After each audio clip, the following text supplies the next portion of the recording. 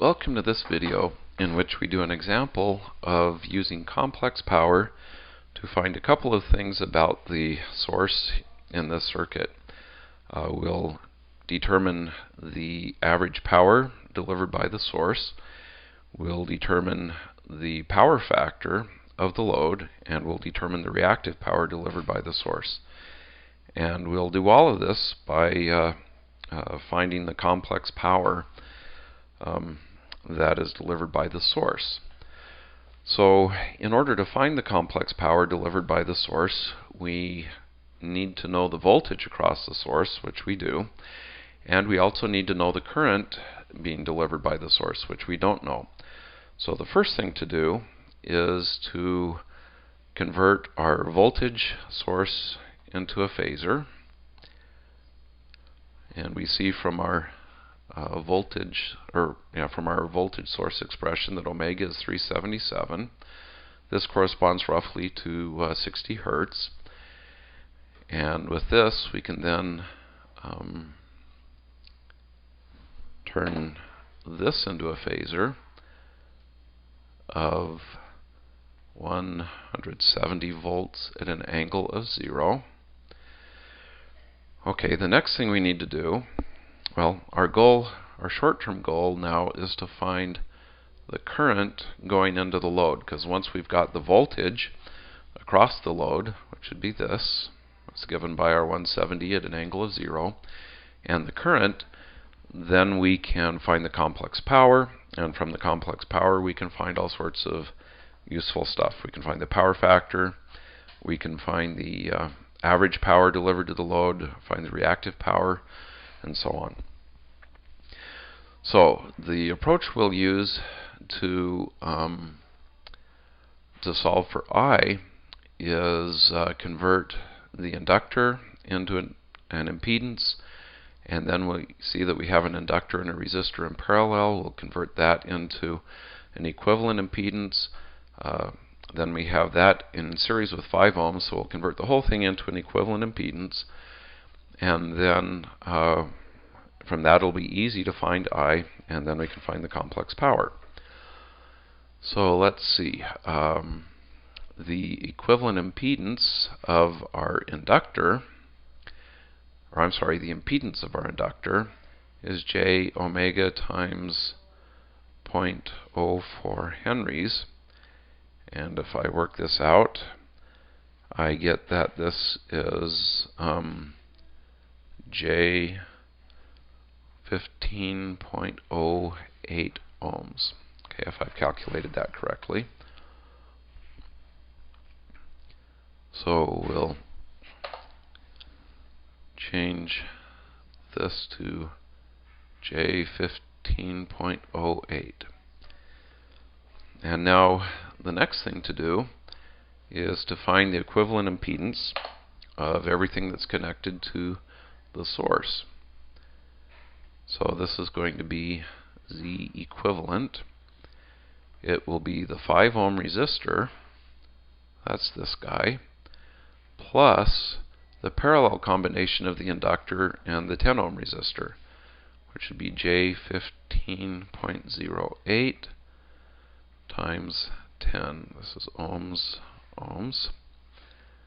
over 10 ohms plus J 15.08 ohms. And so we'll go to Wolfram Alpha to do this computation. And so we have 5 plus I 15.08 times 10 divided by 10 plus I 15.08. And Wolfram Alpha chugs on it for a minute and basically gives us a result that's 11.95 ohms plus 4.61 ohms, and it also gives it to us in polar coordinates, which is useful. So it's 12.80 ohms at an angle of 21.1 degrees. So if we go back to our picture here, we can write this as 11.95 ohms plus J 4.61 ohms. And in polar form, this is 12.80 ohms at an angle of 21.1 degrees. So our current, we can now find, it will be the voltage, which is 170 volts at an angle of 0, divided by this equivalent impedance, which is 12.8 ohms at an angle of 21.1. And this turns out to be 13.3 amps at an angle of minus 21.1 degrees. Okay, so this is useful. We'll make a note of this up here. This is 13.3 amps at an angle of minus 21.1 degrees. Okay, now at this point we can compute the complex power, and from the complex power we can then find the average power, the reactive power, and the power factor. So let's see, complex power. We've in a previous video denoted it as S, and the definition of the complex power for sinusoidal steady state is 1/2 times the voltage, which is 170 at an angle of 0, times the complex conjugate of the current. And so I get the complex conjugate of the current by changing the sign of the angle of the current. Okay, and so when I work this out, I will have,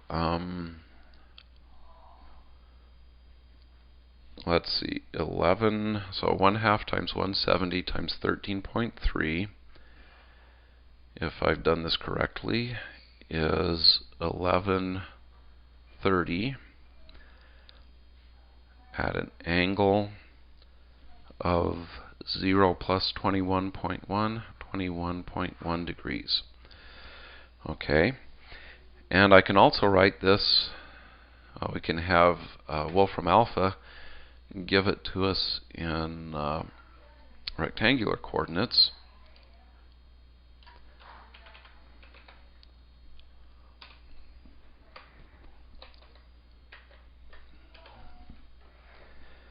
Okay, so I'm doing e raised to the power of I to the 21.1, that's the number of degrees, then converting from degrees to radians,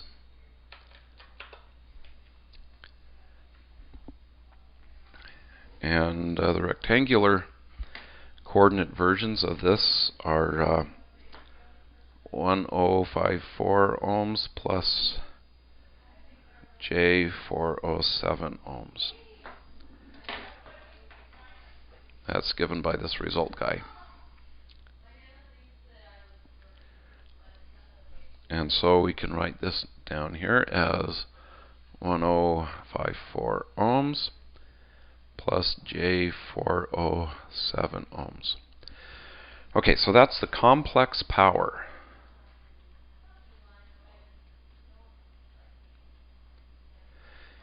And now with the complex power we can find all sorts of useful stuff. The average power is given by the real part of the complex power.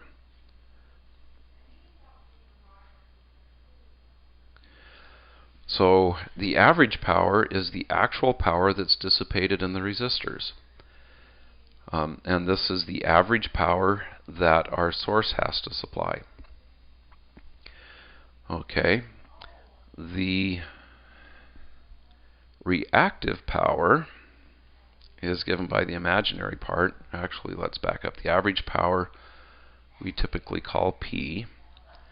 The reactive power